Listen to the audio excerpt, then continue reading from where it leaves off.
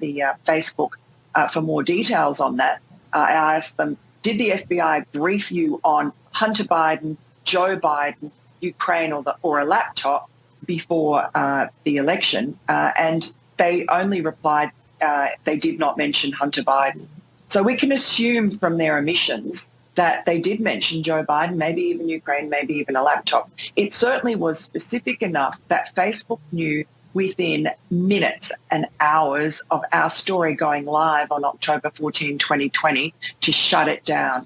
And while Mark Zuckerberg pretends that they weren't as bad as Twitter, they were worse because they were the first. It was Andy Stone, Facebook's communications manager, a Democratic operative from way back, used to work for John Kerry, Barbara Boxer, a Democratic super PAC.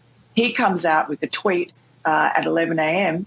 and he says on the day of publication, he says, I'm not going to link to the terrible New York Post story, but it's certainly eligible for fact-checking by our honourable third-party fact-checkers who are all leftists. And we are now going to basically suppress it. And Twitter followed suit. And so why did the FBI know so in such detail what story was coming up weeks before our story was published, maybe even before we even knew about the laptop, before Rudy Giuliani told us? Well, the FBI had been spying on Rudy Giuliani's cloud. They had access to all his emails and all his text messages from I think it was May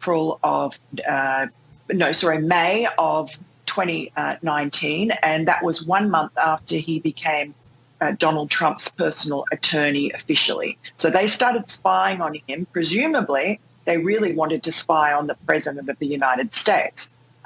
So at the time, August 26, 27, when John Paul MacIsaac contacted Rudy Giuliani to tell him about the laptop that Hunter Biden had abandoned in his store in Delaware, his computer repair store, back in April of 2019, that email that John Paul MacIsaac sent Rudy Giuliani would have been visible to the FBI because they were spying. So they would have been forewarned about our story. They would have seen my communications with Rudy Giuliani. They knew it all. So they were ready, and they were very effective in censoring it. Miranda, hang on 1 second. We're going to get to the update on this story when we return. Miranda Devine, the great columnist.